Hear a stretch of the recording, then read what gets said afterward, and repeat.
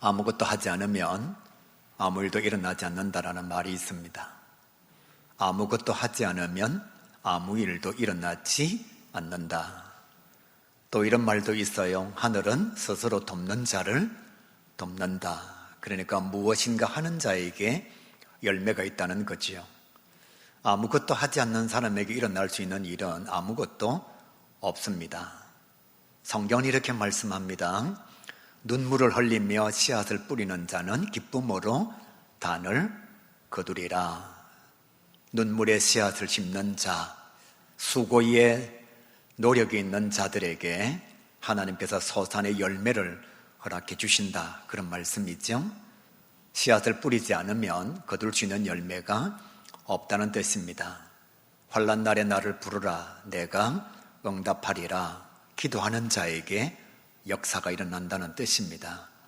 환난 날에 기도하지 않으면, 하나님을 부르지 않으면 그 사람에게 주어질 것은 아무것도 없다는 내용입니다.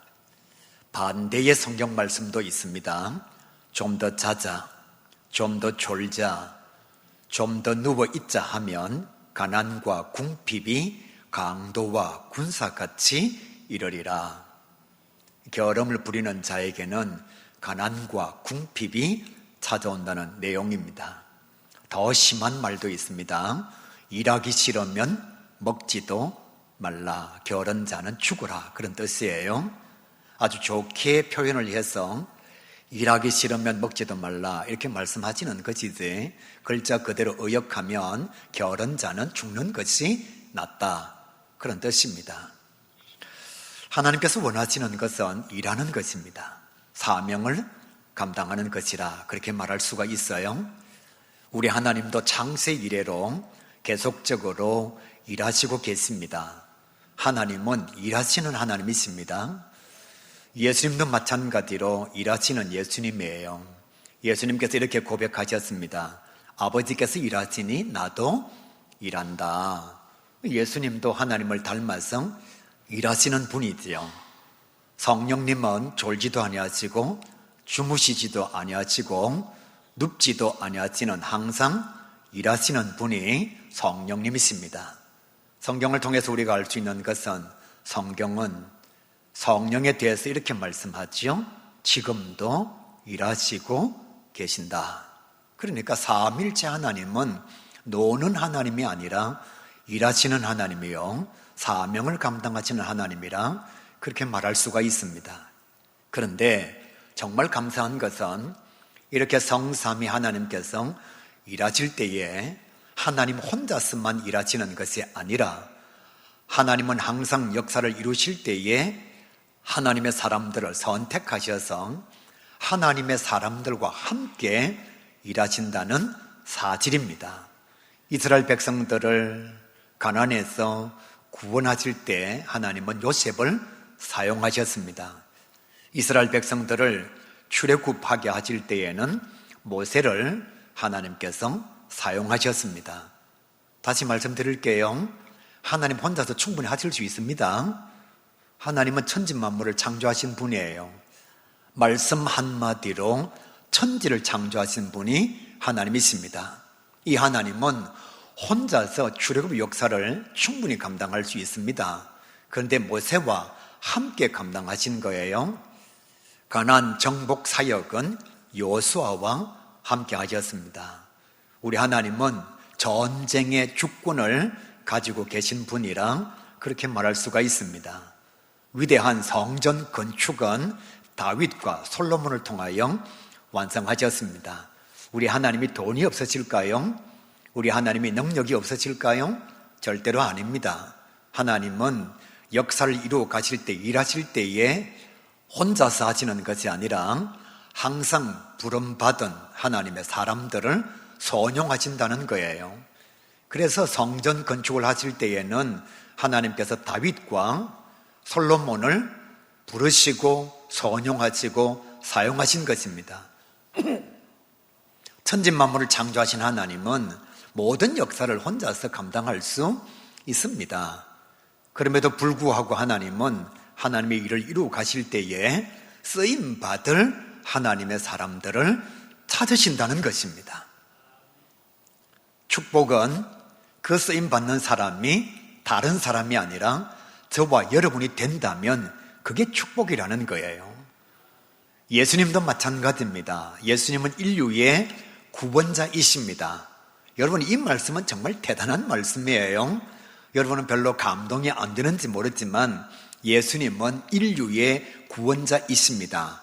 쉽게 말씀드리면 자기 한 사람의 죽음으로 인류를 구원하셨다는 겁니다. 이런 대단한 역사가 어디에 있습니까? 여러분 한 사람 공부 잘한다고 세상이 달라지나요? 크게 변하지 않습니다. 여러분이 부자가 된다고 세상에 엄청난 역사가 나타날까요?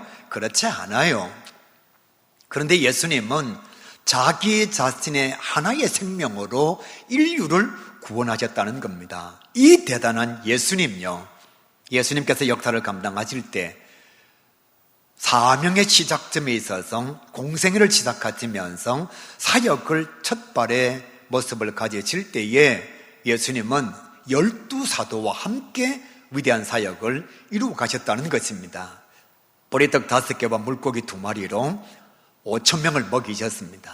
남은 것이 12광줄입니다. 이건 엄청난 거예요. 모든 과학의 법칙을 다 뒤엎어진 연력학 제1법칙과 2법칙, 이 모든 것을 다 소멸하신 능력의 역사가 오병이어의 기적입니다. 이 기적도 예수님 혼자서 감당하신 것이 아니라 한 아이의 도시락을 사용하셨다는 것이지요.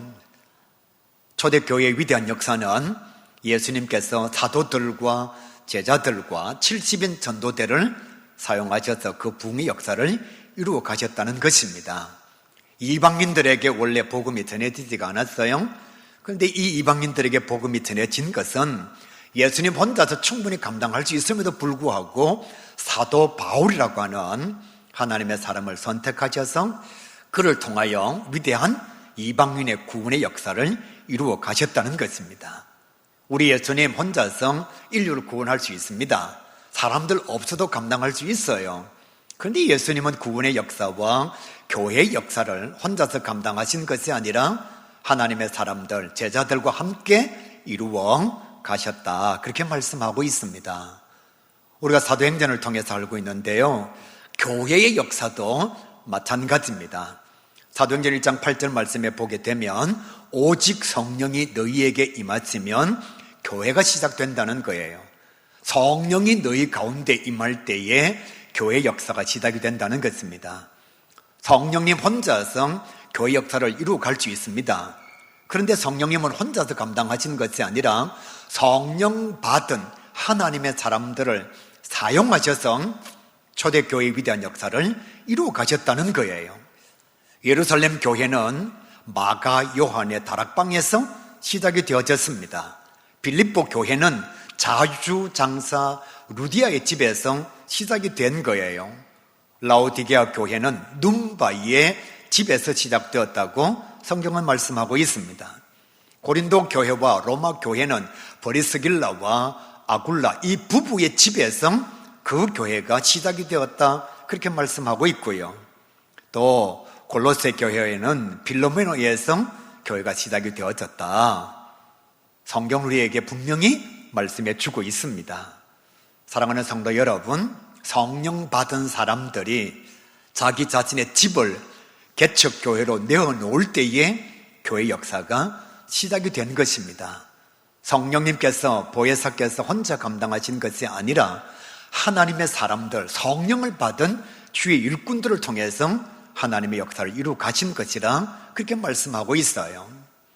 오늘 성경도 마찬가지입니다. 본문 말씀을 보게 되면 사람들이 하나님과 함께 할 때에 위대한 역사가 일어나고 있습니다. 여리고 성은 아주 견고한 성읍이에요. 아주 강한 성입니다. 그런데 결국 이스라엘 백성들이 여리고 성을 무너뜨리고 승리하게 되었습니다. 그 과정을 우리가 한번 말씀을 통해서 살펴보면 8가지의 놀라운 역사가 말씀 속에 기록이 되어져 있습니다. 첫 번째, 하나님께서 여리고를 주시겠다고 여호수아에게 약속하셨습니다. 하나님께서 가장 먼저 여호수아에게 여리고를 주시겠다고 하나님께서 계획하시고 하나님께서 약속하신 거예요. 두 번째, 여호수아가 이 사실을 믿고 하나님께서 여리고를 주시겠다는 사실, 그것을 여호수아가 믿고 두 정탐꾼을 여리고로 들여보냈습니다. 세 번째, 정탐꾼들은 목숨을 걸고 여리고로 들어가서 정탐을 감당을 한 것입니다. 네 번째, 정탐꾼들이 들어왔을 때에 기생 라합이 그들을 숨겨 주었습니다. 다섯 번째, 정탐꾼들이 돌아와서 보고할 때에 여호수아가 지체하지 아니하고 이스라엘 백성들과 함께 여리고로 올라갔다는 사실이에요. 여섯 번째, 군사들이 매일 한 번씩 6일 동안 그 여리고 성을 돌았다. 매일 한 번씩 6일 동안 군사들이 그 여리고 성을 돌았다. 그렇게 말씀하고 있어요.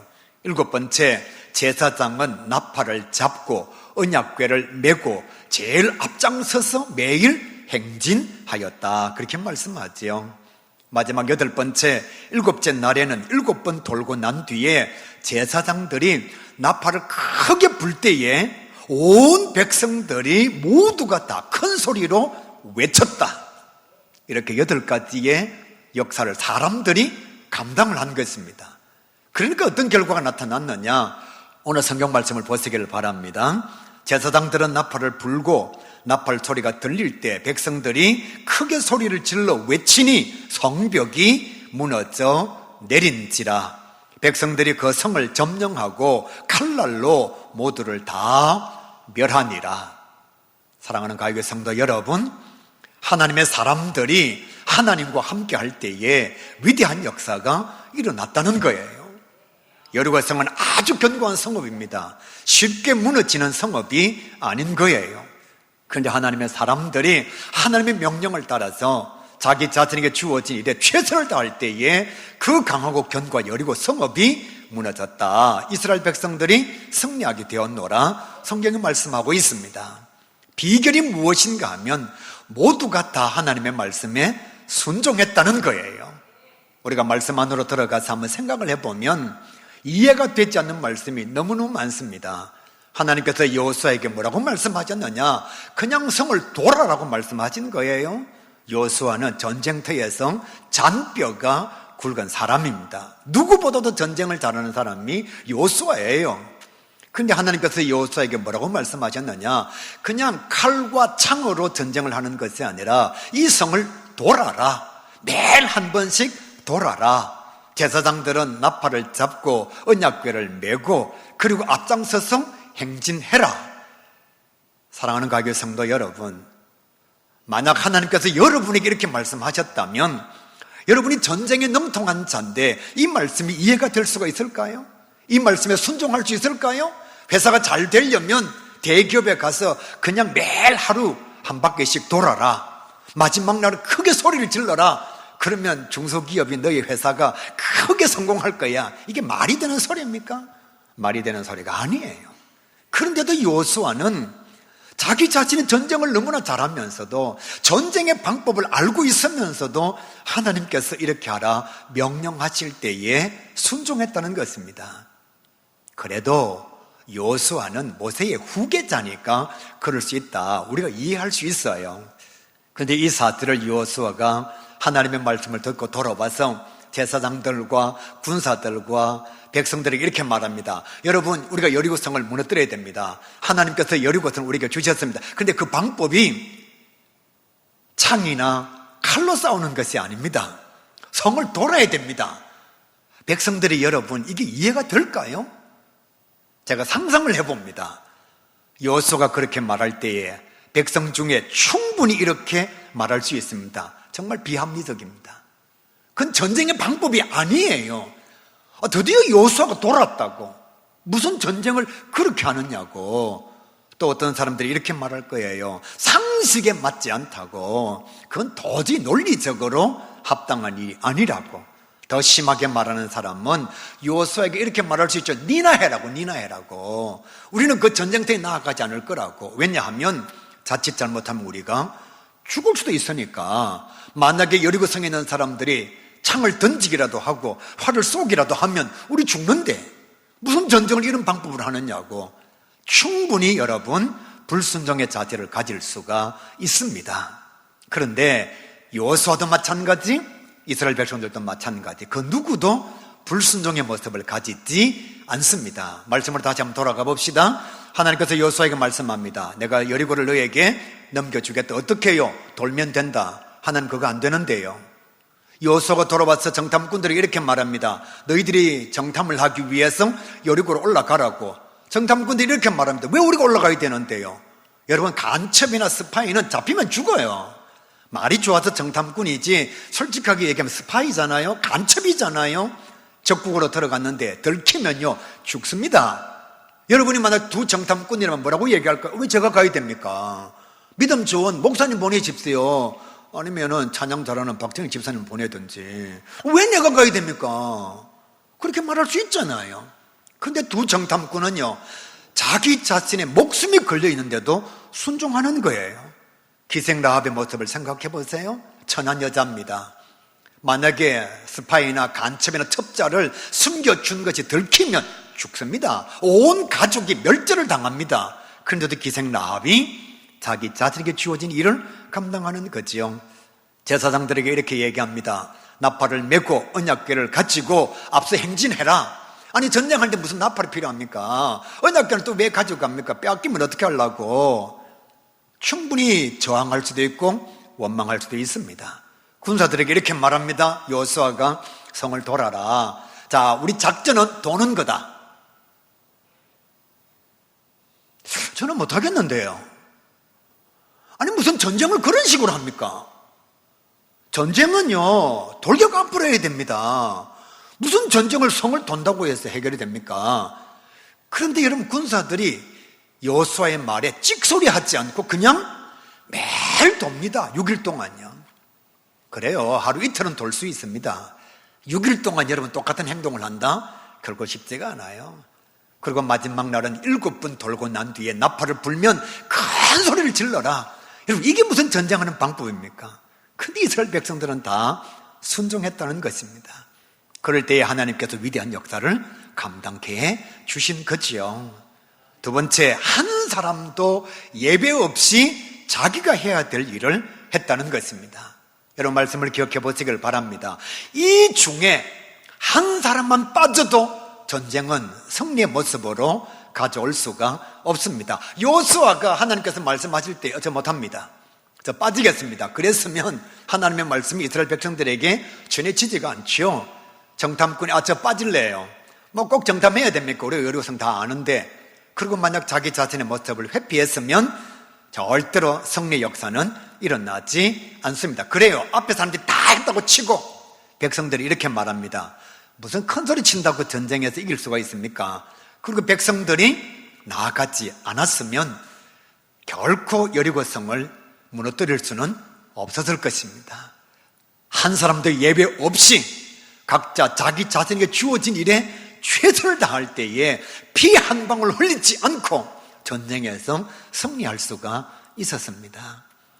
우리는 지금 TV를 통해서 보고 있습니다.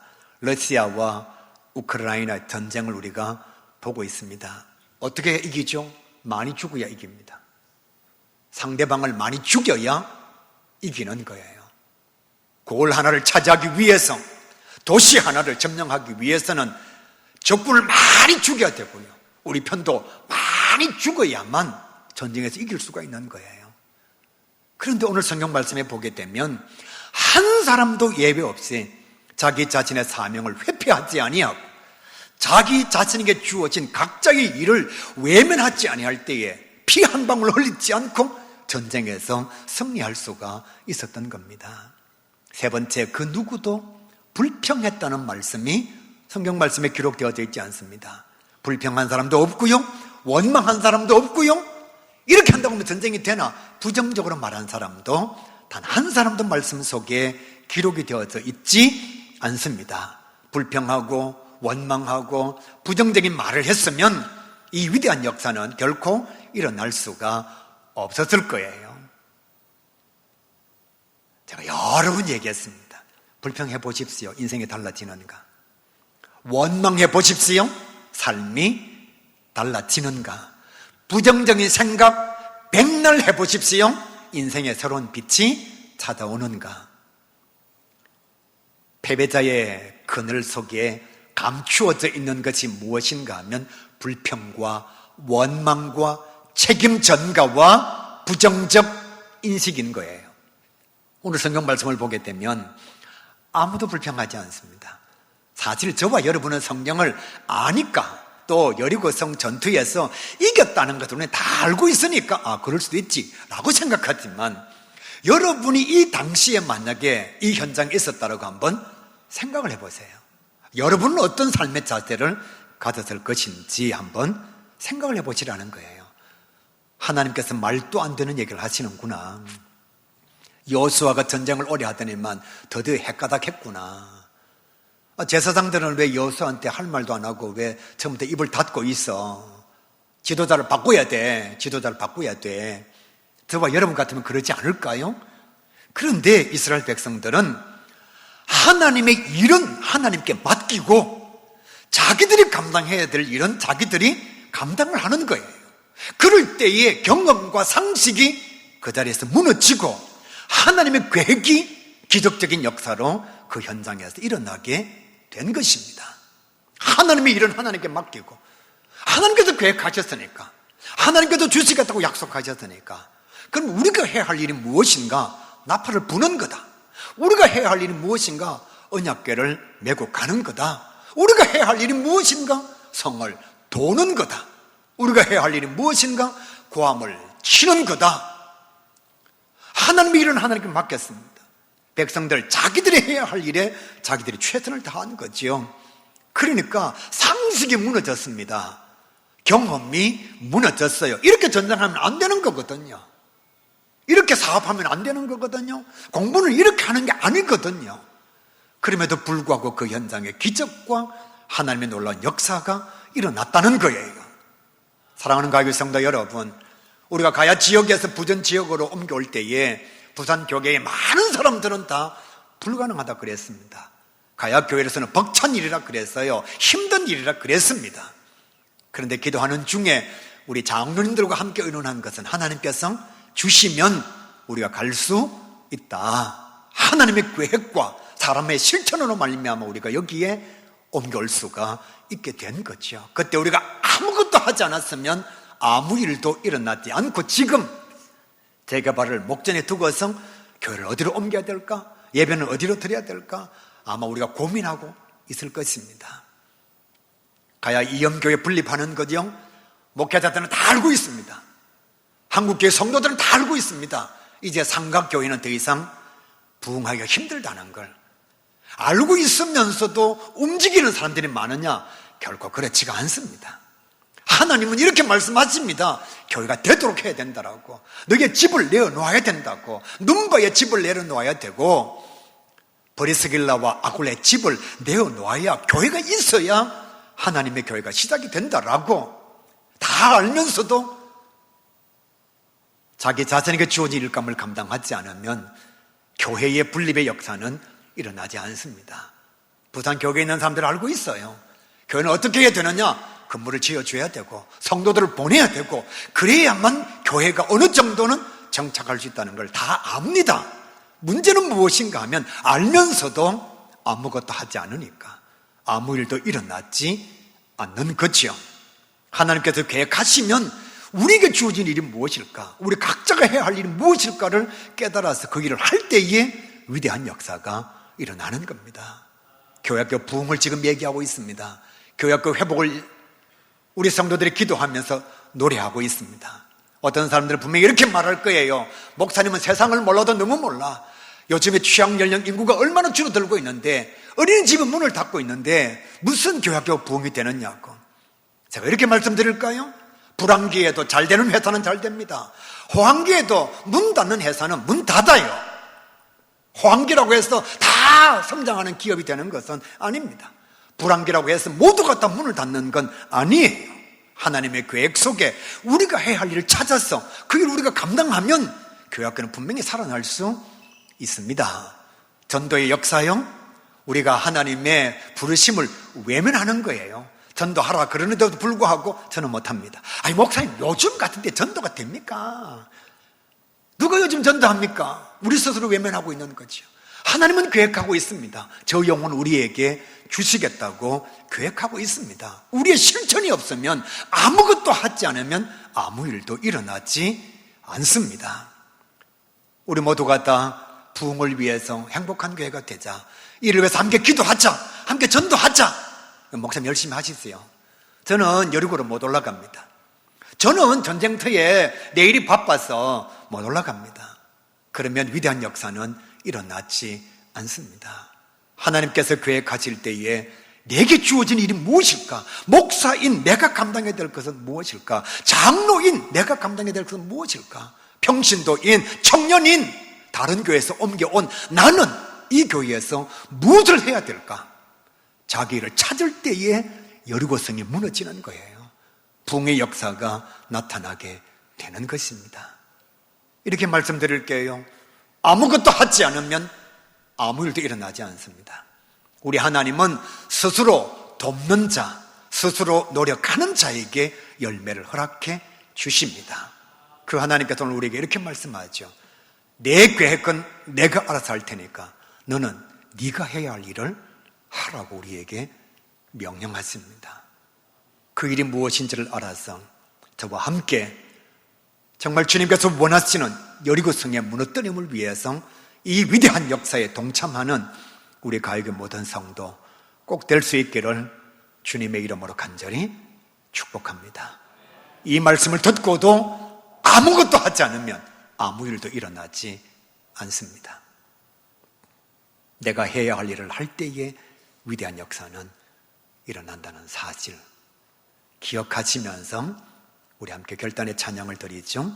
우리 함께 기도해, 우리 함께 기도해